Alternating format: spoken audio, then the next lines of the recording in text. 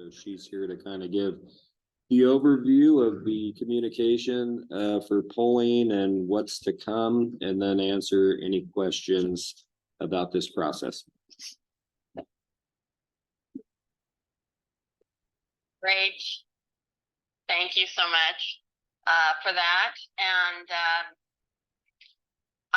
Retta, I can try to share my screen, although I did send you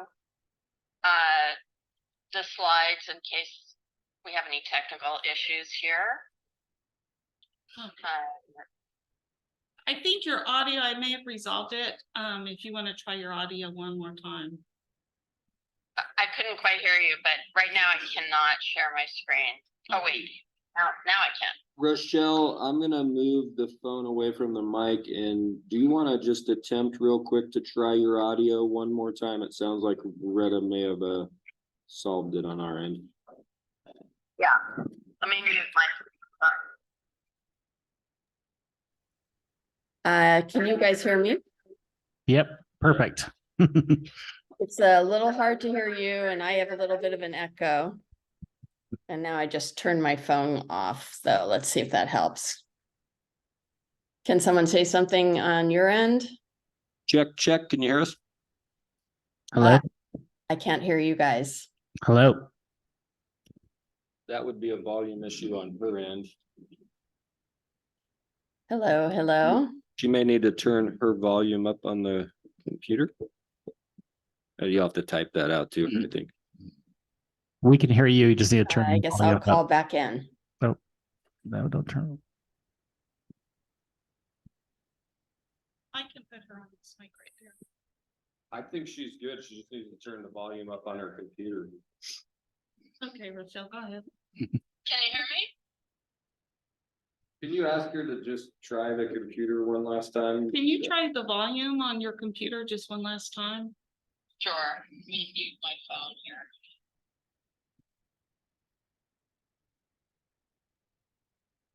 Hello?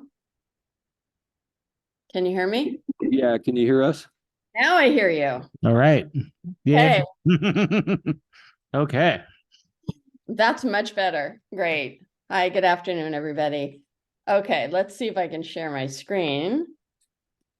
It has been one technological nightmare after the other this week for me. Can you guys see my screen? Yeah. Yes. Yep. And don't worry, we're blaming it all on the harvest moon this week. Okay.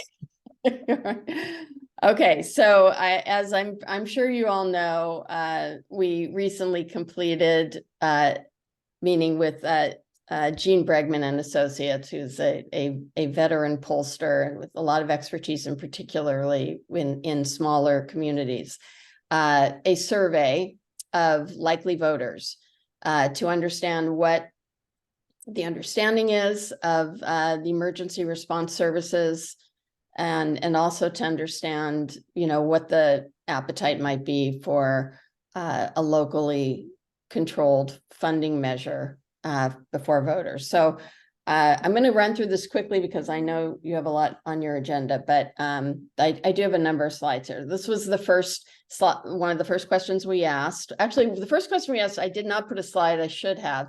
It was to ask people what they thought, how good a job they think the city, the police, and the fire department are doing. The fire department, the highest marks with 89% think the fire department is doing a really good job. Over 80% think the police department is doing a great job. And the council, as typical across the state, not, specific to you guys, it's less than that, but only 20% of the population think that the city is not doing a good job. So that's actually quite good. This was the next question, which is right to the meat of the matter, to ask people how much need they think there is for additional funds to improve local firefighting services. And you can see this is not a bad place to start. This is before they heard any information. So, you have almost 80% of the people thinking there is great or some need for that. Then we asked them specifically about maintaining adequate emergency medical services. And again, we see the same kind of sentiment there, with very few people thinking that there's no or little need. Then we asked the question, the actual ballot question for a 1 cent sales tax. And here are the answers. A combined definite and probably yes of 60%, which is a very fine place to start. And then we ask the question again at the end after we give them some information. So we also wanted to ask, before we gave them much information, how many people knew volunteer versus paid firefighters. And you can see here, 70% of voters do not know that firefighters are all volunteer. So that's pretty significant. We then ran through a series of issues that we asked their opinion on. They thought they were very important, somewhat important, or not too important. So this one was about how the percentage of volunteer firefighters that we have lost, and that we no longer have enough. And you can see people, 70% of the population think that's pretty important. The percentage of 911 calls that are for medical emergencies, and the impact of not having enough funding could result in slower response time. This was a very credible statement to your voters, with 83% saying that this was believable to them. We also talked about how vulnerable the city is, and how important to wildfires. And we cited recent wildfires. I'm giving you very abbreviated versions of the questions that we asked here, just because we can fit it all on the slide. But you can see that people do feel that this is a credible issue as well, that professionally trained firefighters are very important, considering where the city is located. We talked about the increase over the last 20 years in emergency calls, and the fact that both facilities and staffing are inadequate. And you can see that 91% of voters think this is a serious problem. We also specifically mentioned the fire station. We got into some very specific information about the needs of the fire station and the kinds of repairs that are necessary for a nearly 100-year-old facility. And people agree this is a serious problem as well. People agree that fire protection and emergency medical response services are too important to rely solely on volunteers. And so then we asked them again with the second ballot, and we jumped to up to 66% support, with making a dent in the definitely no column, and as well from the folks who were uncertain. So that's a really quick rundown of the polling. So in terms of our plan going forward, there's clearly, if people are going to agree to raise additional revenue, this is the issue around which they would be willing to raise it. People think that, the emergency service personnel is doing a good job. They think the issues are important.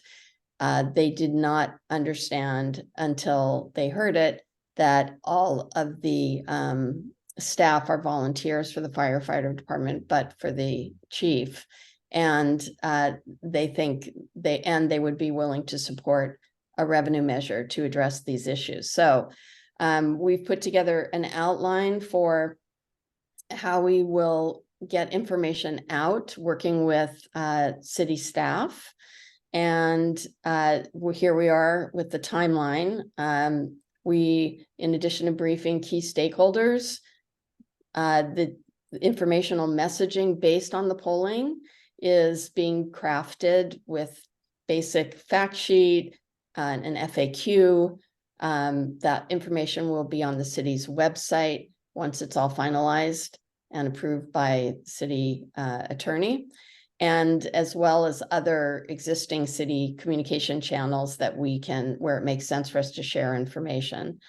Then beginning, getting further into the fall, additional outreach to other key stakeholders and putting together a first informational mailer that would go to all registered voter households in the city, explaining the challenges the city is facing, explaining some of the issues that we tested in the poll, and letting them know that the city is considering a revenue measure for November of 2024, and how to find out additional information on that. And then the drafting of that, of the actual ordinance and resolution that will need to enact it for the city council to review and discuss would happen later in the year, and as public outreach would continue, and finalizing a resolution and ordinance in the spring. It will have to be adopted no later than July 3rd. I think that's 125 days before the election. That's the county requirement. And then informational outreach would continue, letting voters, if the city council does adopt it and place it on the ballot for consideration, letting voters know what it would do and how to vote and how to access more information about it. And an additional mailer with that information to follow. And that's just a real sort of high 30,000 foot view of the planning, with a lot of conversation with your city manager and city clerk and other key stakeholders, in particular within the fire department, about how we communicate with residents who understand the issues, but there's a lot of information they still don't know. And with that, happy to take any questions.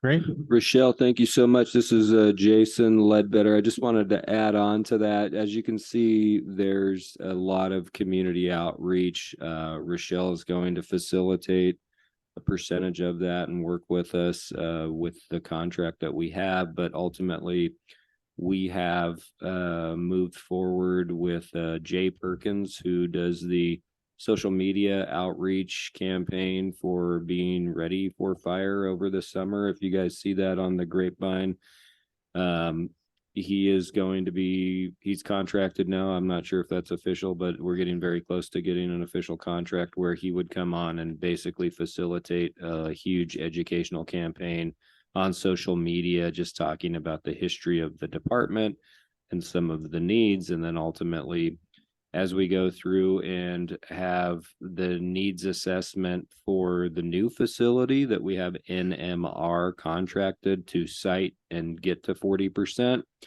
we see a need there with somebody to help Jerry, because Jerry, as the fire chief, is still responding to medical, still responding to these fire calls, having to organize all of the volunteers, needing some administrative kind of relief. We're bringing Phil Anzo on, who was the unit fire chief for CAL FIRE.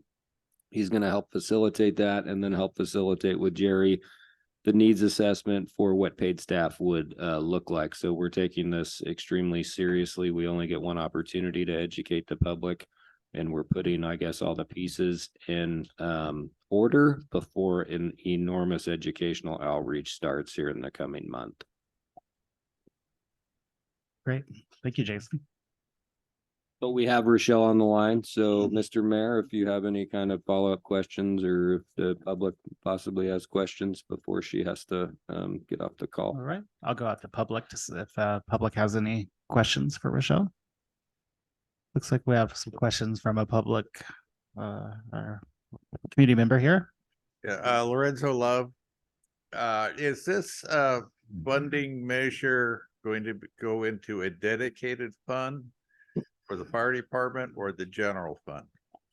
Yeah, that's a great question, Lorenzo. And no, this would be a general fund. So there is no dedication like there could be with Measure H, that is a property assessment.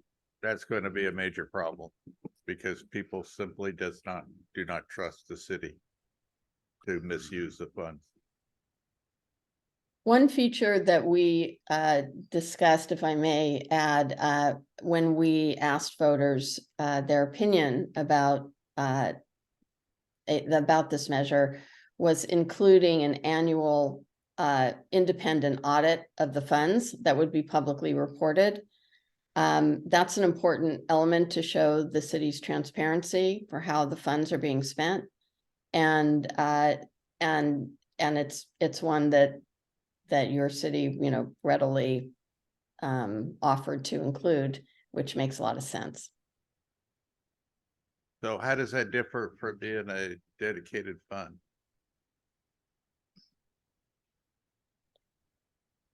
I believe the city manager and city clerk could probably answer that question better than I can, but I'm sure the way your funding is allocated is pretty detailed. Yeah, I mean, right now, we're kind of at the mercy of the fact that you are bringing up a good point here, Lorenzo. If we were to hypothetically attempt to garner the same amount of revenue that this sales tax measure that we're talking about doing on a property assessment, we're at roughly $800 per parcel on an annual basis. And so we don't think that that's something that is palatable for 67% of the population. And so ultimately, I really, we're not advocating.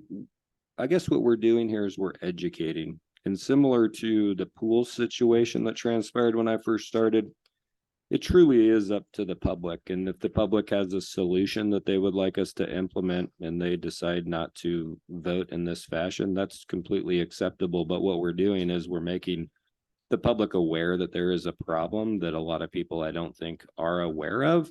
And so ultimately, we think this is a solution.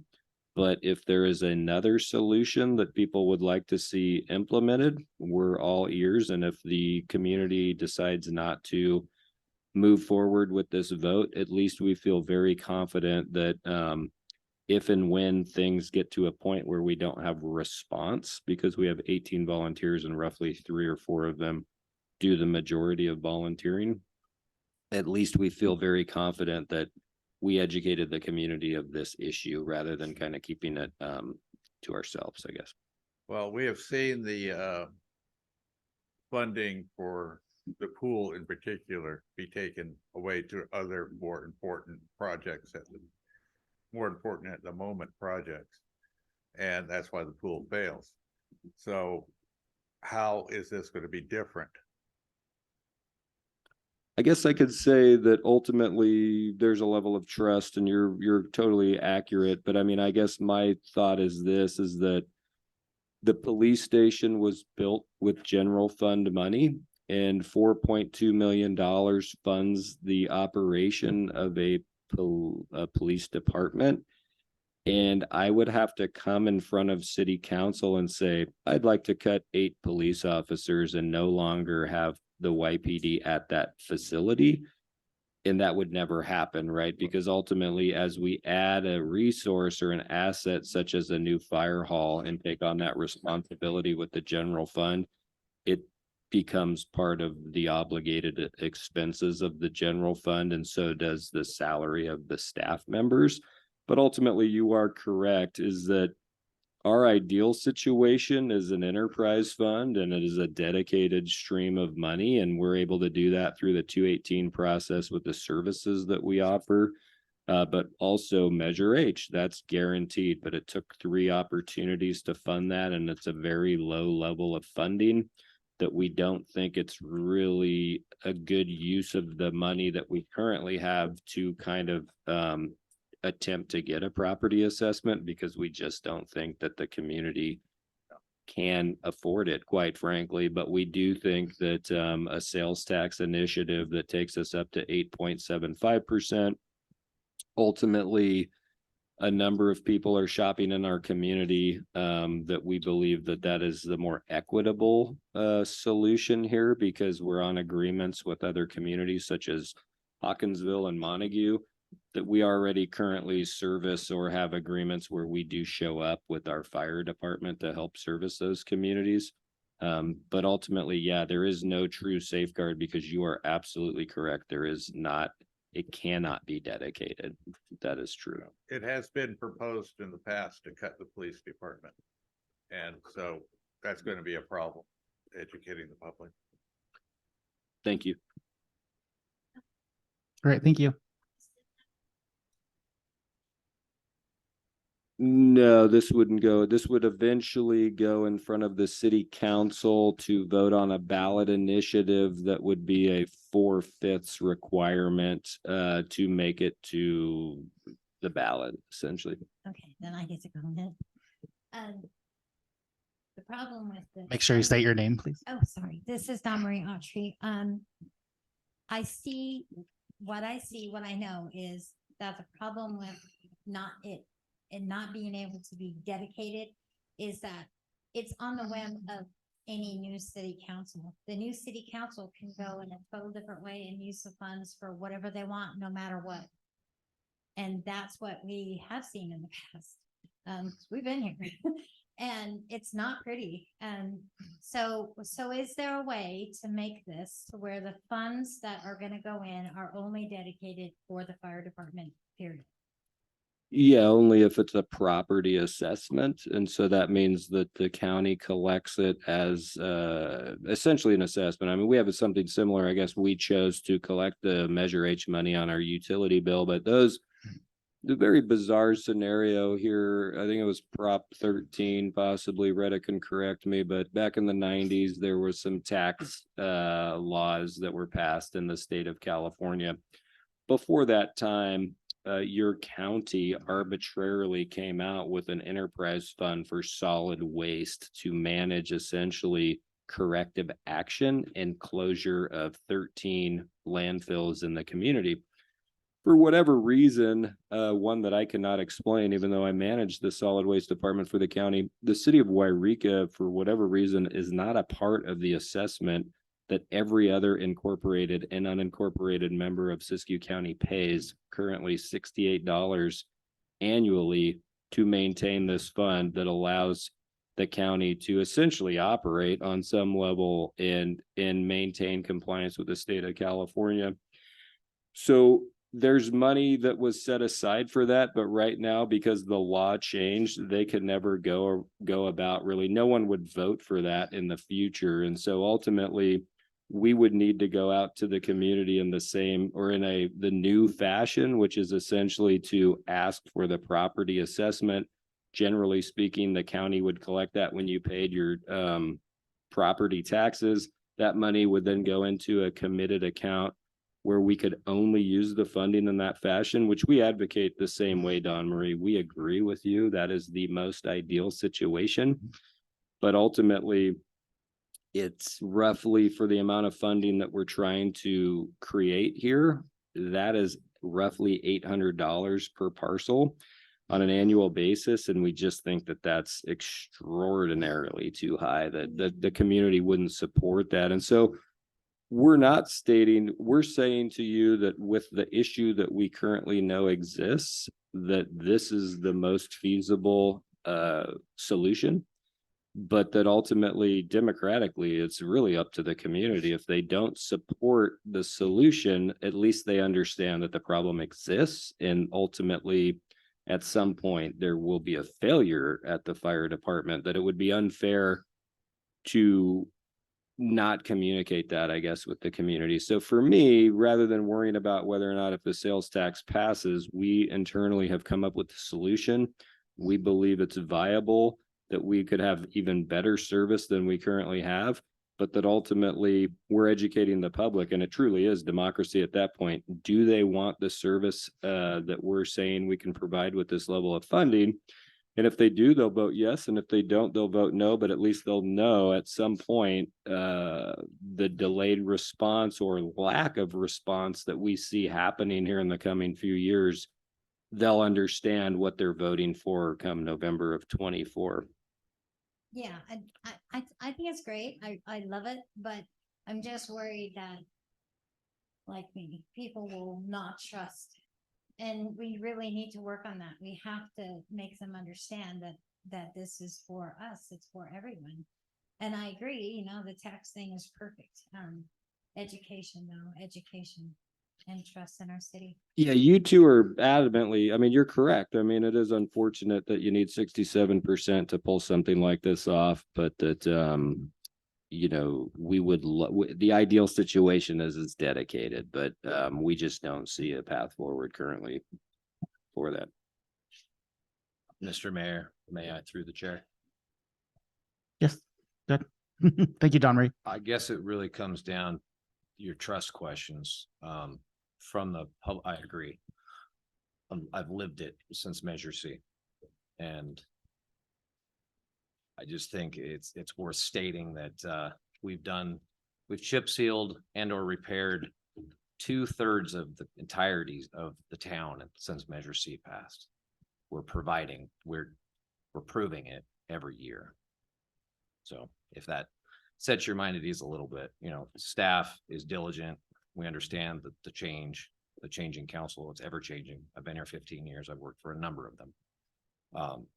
But the staff truly believes in the work we do with the Measure C money, and we utilize every dime of it every year on the public works side. And I can't speak for the police department, but you can see it on the streets. There's more of them. They're busy, but there's more of them than there were before Measure C. So there's, from my side of the house, I would hope that we've built that public trust by making streets black. Right. Good point. Thank you, Matt. Anybody else? Michelle? Yeah, if we don't have any more questions, I think we can, let Rochelle get back to her evening. All right. Well, thank you so much for joining us today. That was great information, and we'll see you back soon. Thanks, Mayor Simmons. Thanks, everybody. Have a good night. Thank you. Good night. All right. Okay, so we'll move on to the old and new business, city manager and staff. Looks like we have that's project updates on ballot measure and initiative of communications. B, discussion updates of initiative letters from Ledbetter. Title update on redesign the evaluation of city's website and with Civic Plus. And D is the development mission statement, objectives, and timelines of deliverables. City staff will discuss with the committee members mission statement, goals, objectives for the committee, along with the measurable desired outcome. Action item, continued discussion on communication policies. A, modeling city of Garden Grove, California policies. Then information will be the closed captioning transcript from August 29th, 2023 communications meeting. All right, who wants to go first? Was that you, Jason? Yeah, Mr. Mayor, this is Jason, the city manager. So I will just kind of chime in. We pretty much knocked out their A with the project updates on ballot initiative and the communication. And so ultimately the addition of Jay Perkins and Phil Anzo, we're still working on those things, but we do think that those are very important for educational components here. Some of the items that Lorenzo and Don Marie pointed out, we also see kind of the shortcomings where there needs to be this humongous push for education, and that's kind of what we're working on to roll that out here, so that the community knows as much as we know. And that is our goal. And then just real quickly, Emily's staff and Emily are really heading up item C with the virtual webmaster at the moment. It's going to be a long and arduous process here, but right now Emily's staff is working on instead of PDF applications on our website, that they're fillable applications where you would do all of the filling in online and then press the button to submit. And so the virtual webmaster is working on a number of those things. I think there's a lot of positive traction here with like park reservations and a number of like business license applications. I think, I don't know if you have any other things to add. Yeah, it's brought up a couple of questions regarding what has to be a wet signature versus a DocuSign signature. What can we accept, what we can't. But there's definitely some opportunities for people to look at the park calendar and say, oh, nothing's, Saturday morning's open for Timmy's birthday, and they can fill out their application, it'll put it as tentative until it's approved by Public Works and my staff, and we receive the fee. So we're working through some of those encryption issues because we asked for driver's licenses, et cetera. So just some more of the technical side that we'll want to vet out with our attorney as well to make sure we're crossing all of our T's. But there's some good traction. There's abilities to upload. You have a new dog. You can fill out the new dog license. You can upload whether they're spayed or neutered. You can upload their rabies vaccination. And then we know you have a new dog. We can have them set up and then you can pay your fee. So we're trying to move more towards that, 2023 technology. Yeah. With that, we're proactively making changes to a website that's going to change. And so, but ultimately a lot of this stuff will stay the same, but the end result after this meeting concludes is we're going to go into a redesign of the actual website. But right now we have a lot of features on our website that are useful, like the calendar, like this opportunity to have these fillable forms. So we're just starting to implement that right now. So it's an easier transition. We're already paying for this service. We might as well utilize it the best that we currently can. And kind of on that note, we are now showcasing online. I don't know, Retta, if it's possible to hop on our website real quick, but you can see the calendar of events. And so you can see this meeting is taking place, but then the calendar shows this weekend on the 30th, Beef and Brew is happening. So we've tried to get a little bit more proactive on Facebook and the Grapevine. We had worked with Caltrans to try to gather information. It's still not perfect. Absolutely not. They're going to come at a November meeting and talk to the city council, but we are reposting information that they give us. We've posted our new volunteer firefighters, 2 of them, and then we posted Tammy Sullivan on Minor Street because of all of the effort that she's giving. And so I guess my question to this group, Beef and Brew is not a city event, but here it is. It's on our website. We're showcasing it on the calendar. And I guess my question is I feel like we should put this on the Grapevine, quite frankly, but is that appropriate or inappropriate for this group? Because it is happening in our downtown. We did approve the event to happen. Why don't we just make a post tomorrow that it is happening and remind the community? So I guess I'm asking that question to this group. Is there a problem with that, or is that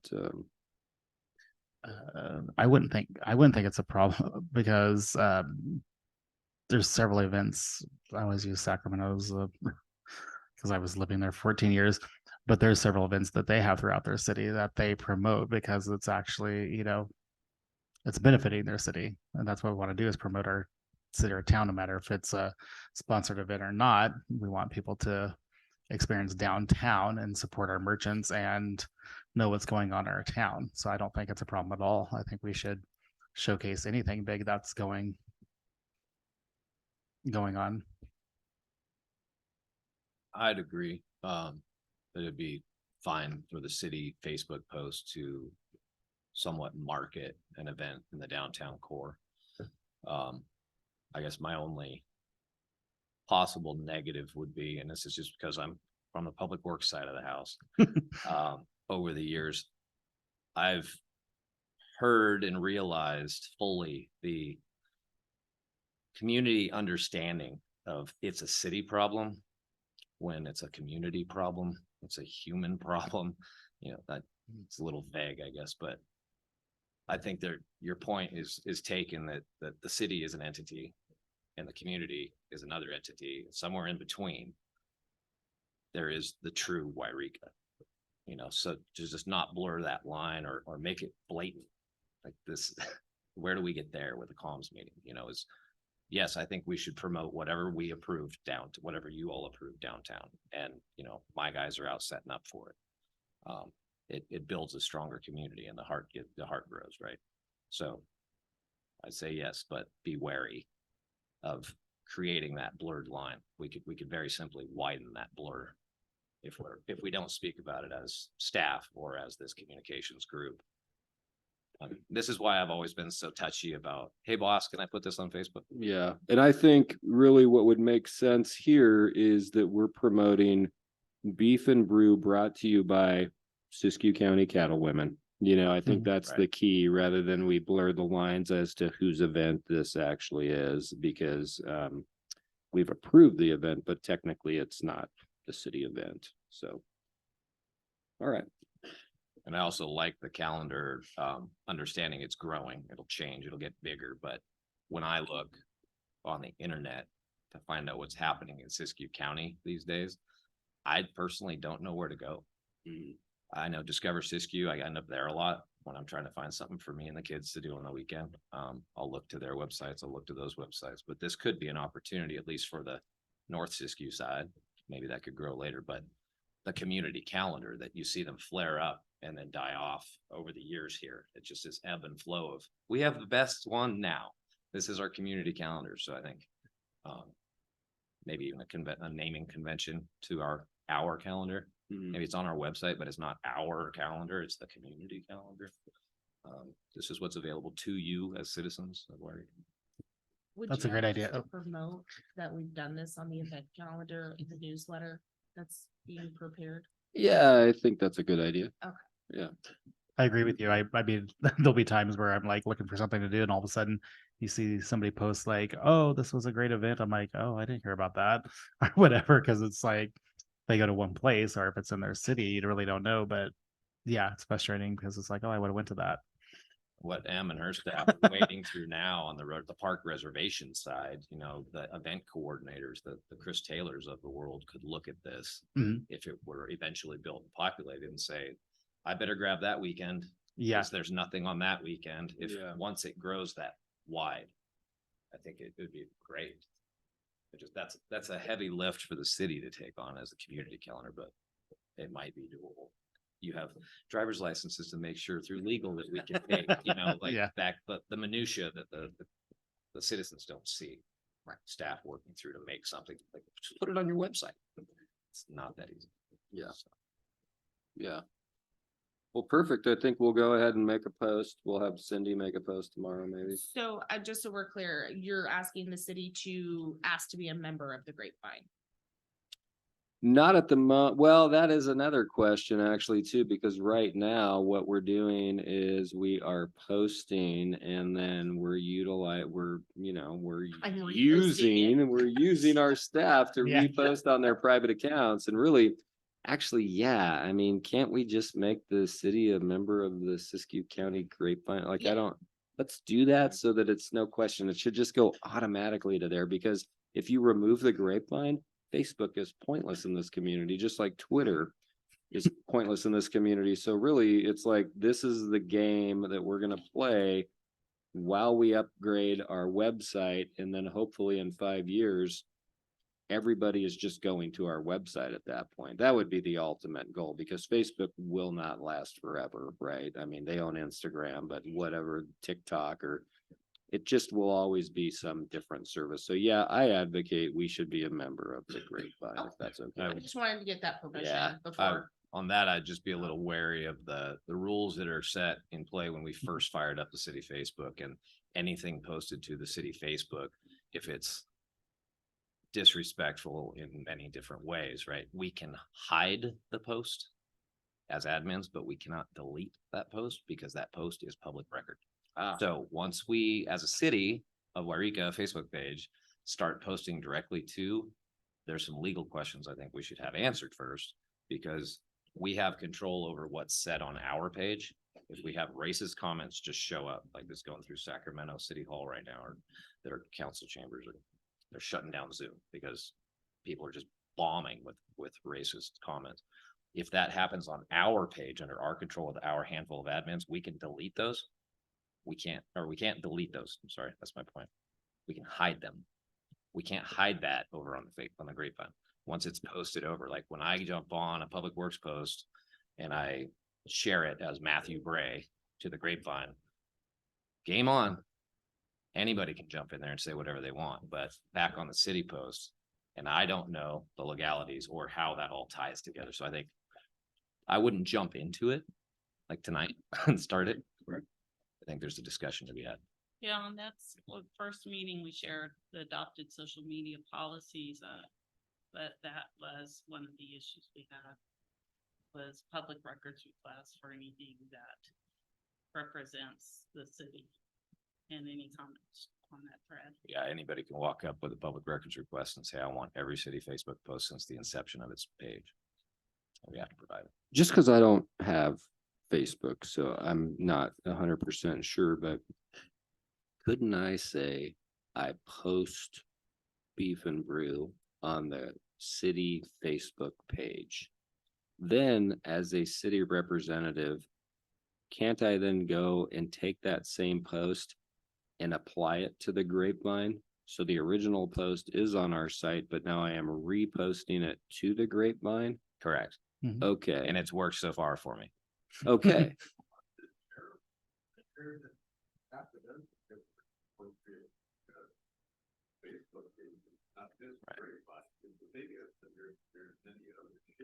Mhm. Don't forget, we're in a public meeting, so we have to have you come up to the podium to speak. Just because we'll have people, we record this and Yeah. play it back. So you gotta come up. Thank you, Lorenzo. Yeah, there's about half a dozen Facebook pages, Siskiyou County events, Yreka residents, the other Facebook, the other Facebook, or the other Grapevine and the other Grapevine.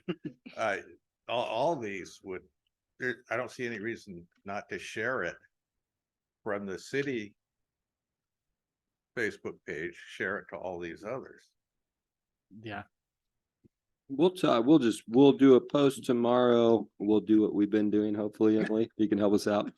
And then we'll get an answer. I mean, we'll figure out how to rectify Because this. it takes about 3 seconds to share a post. to Yeah. others. I don't mind. Yeah. Not a big deal. It's like the same when, It's- you know, I follow the city page and there's a job announcement I share on my personal page. So, you know, for a friend Right. looking for a job. Mhm. Right. Yeah. My Yeah. understanding is that if I go to your page and comment on your post of that, that's not public record from the city. It's not. Only the Because Yeah. my understanding Yeah. is it's not. No, yeah. I'm unclear though. I think we should all be clear on that. Yeah. Okay, that's a good Yeah. point. We'll talk to Andrew on Monday.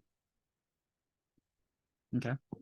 So really, so we have traction. We're continuing to work with the virtual webmaster. Eventually, this will all end up in a new looking website. And we think that by loading the calendar now, we'd like our calendar to look different when we get to a new look website, where the first thing you come across is the calendar and you're just inundated with all of the things to do in our town.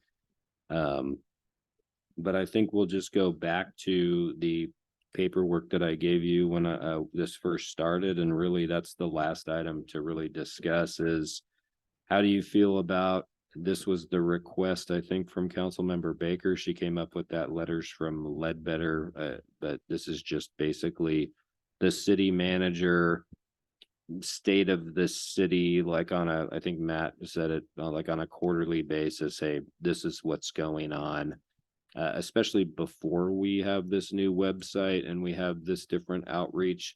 As of right now, this is just a real cheap and easy way to get information to the public, because a lot of people don't know what we're doing with Ringy Pool. A lot of people don't know that South Oregon is about to get, fixed next summer. Matt just did the bid opening today. They don't know about the HVAC project. They don't know about a number of things that we're currently doing. I think the two people that know pretty much everything we're doing are sitting here, but most people don't attend our meetings. So it was a real cheap way to get information out immediately. Yeah, so we're saying we're gonna take a look at this. We'll reformat this, but if people want to give feedback on it right now, essentially we would post this like you've requested on the newsletter, posting the newsletter online. And then ultimately we would mail this out in the utility bill and post it as well. So it would almost be newsletter light. It would be the cheap newsletter. It would be literally on a piece of paper like this, not on the high-end stock. Great. I think it's fine. we'll continue internally to work on it, but we would hope to get it out really in the next 6 weeks. Perfect. That was all that I had for this meeting today, but I don't know if anybody else has any commentary or anything. Retta, is there anything we're missing or? No, that's great. Emily? No, No? Okay. And I don't have anything to add or say, so we'll go ahead and adjourn. Thank you guys for coming and a lot of information, good things coming.